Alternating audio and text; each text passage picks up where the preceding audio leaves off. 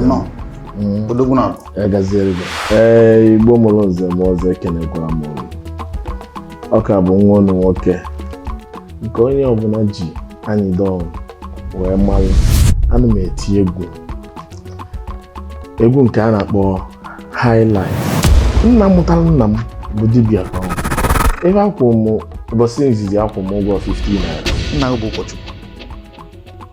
Ke otu ọ dịrị gị na ya wee nabata gị wee isi n'egwu chọọchị banye ịkụ egwu omenala ma egwu high life ka m kpọọ ya etu a. Enwe onye na-eti egwu a na-akpọ Sese Nwaba. O kwuru okwu sị gịnị na omemma onye ahụ imere bụrụ onye ahụ. Gịnị na-eme nwata na-agba bọyị ọ na-ezu ego ọ ga na-eti na bankị maka na mfugo ndị gbasịrị eduro. Nsogbu nwe abụrụ anya na-ene ndị Igbo. Nsogbu nwere bụ ndị Igbo ka anya unu na-ene onwe. Anyị sị na anyị na-azụta afịa na eji biznes mara anyị. Ihe ndị ga-eme ka afịa anyị gaa ọfụma anyị tinye nwuli ebe anyị. Just trust me. Enwere ihe ọzọ anyị chọrọ na Nigeria ma ọ bụ na eme ana Igbo ọlụgba ọlụ.